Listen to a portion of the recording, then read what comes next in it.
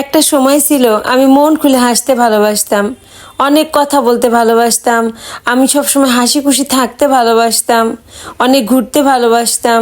কিন্তু আজকাল এখন কি যে আমার হয়েছে, আমার আর আগের মতো মন খুলে হাসতে ভালো লাগে না, কোথাও তেমন যেতেও ভালো লাগে না, অনেক গল্প করতেও ভালো লাগে না, অনেক কথা বলতে ইচ্ছা করে না। চুপচাপ নিজের মতো করে নিজের ঘরের ভিতরে নিজের যতটুকু কাজ আছে শেষ করে নিজের রুমে চুপচাপ শুয়ে থাকতেই বেশি ভালো লাগে।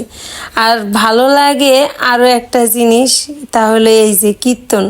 যেখানেই কীর্তন হয় আমার মন চায় সেইখানেই যাই। কীর্তনে যে ঘন্টার পর ঘন্টা বসে থাকি, আমার ঘরে আসতে মন চায় না। গত কয়েকটা দিন শুভারামপুরে কীর্তন গেল, আমার যে কি ভালো গেল এই কয়টা দিন। প্রত্যেক দিন সন্ধ্যা হইলেই আমি চলে গেছি কীর্তনে। মাঝখানে বোধহয় দুই একটা দিন যাইনি, যে কয়দিন কীর্তন হয়েছে, তাছাড়া আমি প্রত্যেকটা দিনই কীর্তনে চলে গেছি। ওইখানে যতটুকু সময় থাকি আমার অনেক অনেক ভালো লাগে। মনের মধ্যে যত দুঃখ কষ্ট অশান্তি যাই আসে না কেন, সব যেন ওইখানে গেলে আমি ভুলে যাই। মন আমার ওইখানে গেলে শান্তি পায়। আমি কোথায় কীর্তন হয় শুধু এটা খুঁজি। আমার এখন কীর্তনে থাকতেই ভালো লাগে। গতকালকে গিয়েছিলাম শুভারামপুরের কীর্তনে। তো গতকাল তো অষ্টকালীন ছিল, শেষ দিন।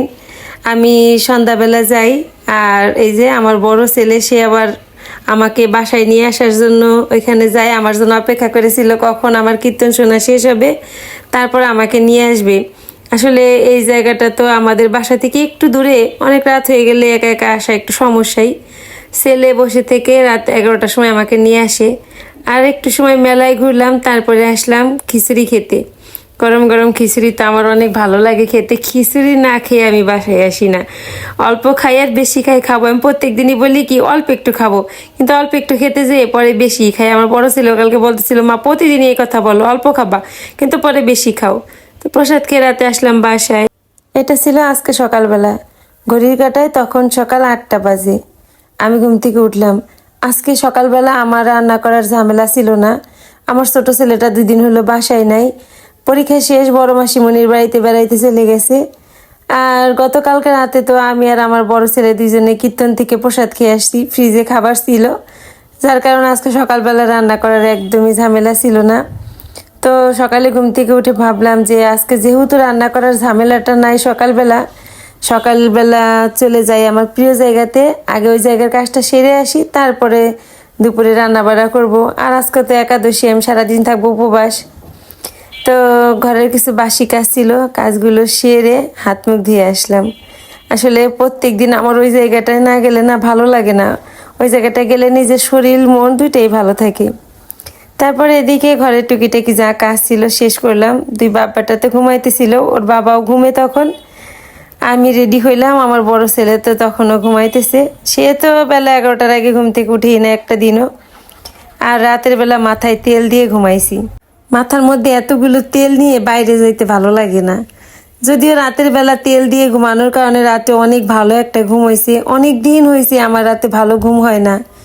তখন 1:30 বাজে, আমি রেডি হয়ে চলে গেলাম আমার প্রিয় জায়গাতে।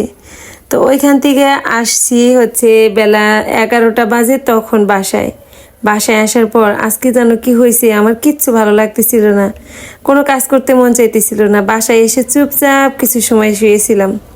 এর মধ্যে দেখি আমার মা ফোন দিছে। মা বলতেছে, ফোন দিয়ে আমাকে শোয়া দেখে, কি ব্যাপার, রান্না বান্না করতে হবে না, শুয়ে আছো? বেলা 12টা বাজে।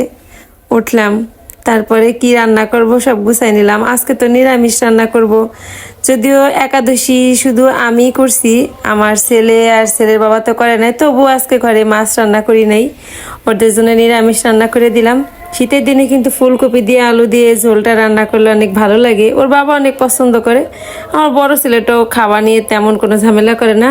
যদি আমার ছোট ছেলে বাসায় থাকতো তাহলে আর আজকে আমার এটা রান্না করা হইতো না। সে নিরামিষ একদমই খেতে পছন্দ করে না, অন্য কিছু রান্না করতে হইতো। যাই হোক, রান্না বাড়া শেষ করলাম। ওইদিকে তো প্রত্যেক দিন জামা কাপড় কাচা থাকবেই। এক বালতি জামা কাপড় ভেজানো ছিল, সকালবেলায় ভিজাই রাখছিলাম, এইগুলো কেচে ধুয়ে স্নান করে আসলাম। আজকে আমার কোনো কাজই করতে মন চাইতেছিল না, কাজগুলো সব জোর করে করছি। জানি না মাঝে মধ্যে যেন কি হয়, কোনো কাজ করতে ভালো লাগে না, মনে হয় যেন চুপচাপ শুধু শুয়ে থাকি। আমার এত ভোলা মন, কিচ্ছু মনে থাকে না।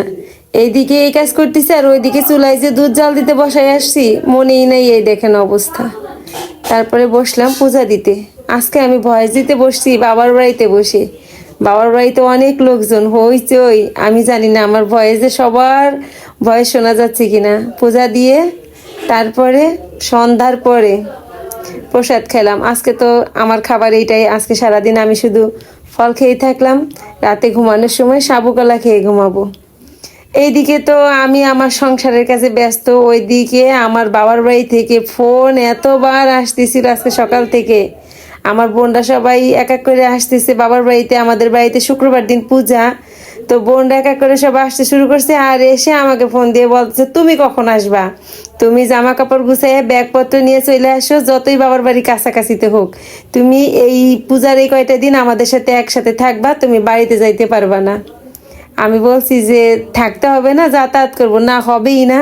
তারপর তাড়াতাড়ি প্রসাদ খেয়ে বাড়িতে আসবো বলে রেডি হইলাম। আর এদিকে আমার ছোট ছেলে খুব আনন্দে আছে। আজকে আবার এই যে নতুন গেঞ্জি কিনে নিয়ে আসছে। 2 দিন পর দিদা বাড়িতে পূজা, সব ভাইরা চলে আসছে, খুব আনন্দে আছে।